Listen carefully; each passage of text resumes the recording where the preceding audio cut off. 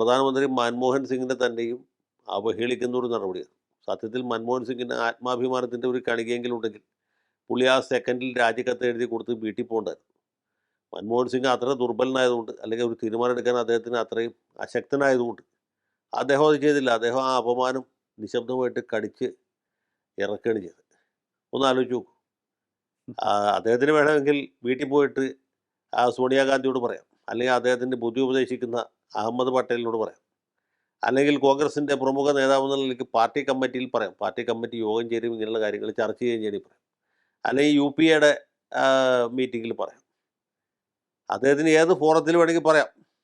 അതിൽ എതിർ പാർട്ടിക്കാരൊന്നുമല്ല, സ്വന്തം പാർട്ടിക്കാരുണ്ടാക്കിയ ഭേദഗതിയാണ്.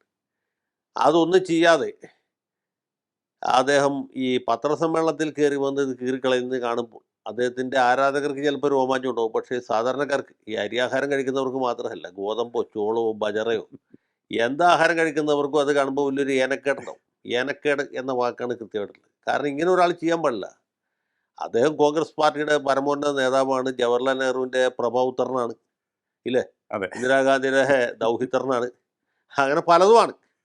പക്ഷേ അദ്ദേഹം ഇന്ത്യ രാജ്യത്തെ ഈ തിരഞ്ഞെടുക്കപ്പെട്ട 545 MP-മാരിൽ ഒരാൾ മാത്രമാണ്.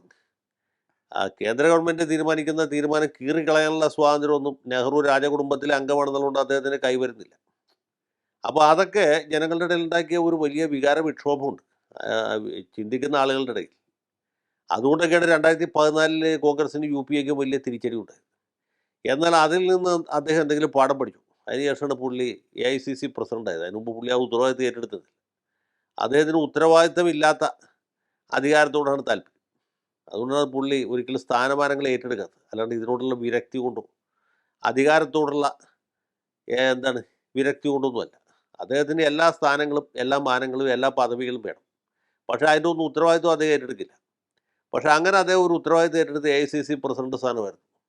ആ സമയത്താണ് 2019 തെരഞ്ഞെടുപ്പ് എടുക്കുന്നത്. ഏതാണ്ട് അതേ സമയത്തിന് പുൽവാമയിലെ ആക്രമണം ഉണ്ടായത്. നമ്മളിപ്പോൾ ഇതിനെക്കുറിച്ചാണല്ലോ പറഞ്ഞത്. അതെ, ഇതിപ്പോൾ പെഹൽഗാം ഇപ്പോൾ ഉണ്ടായതില്ല, പുൽവാമയാണ് ആദ്യം ഉണ്ടായത്. തെരഞ്ഞെടുപ്പിന് തൊട്ട് മുമ്പ് പാകിസ്ഥാൻകാരുടെ, അല്ലെങ്കിൽ അവർ സ്പോൺസർ ചെയ്തിട്ടുള്ള തീവ്രവാദികളുടെ ആഭിമുഖ്യത്തിൽ ഈ സ്ഫോടനം ഉണ്ടാവും. 44 ധീര ജവാന്മാർ, മലയാളിയായ ഒരാളടക്കം കൊല്ലപ്പെടുന്നു.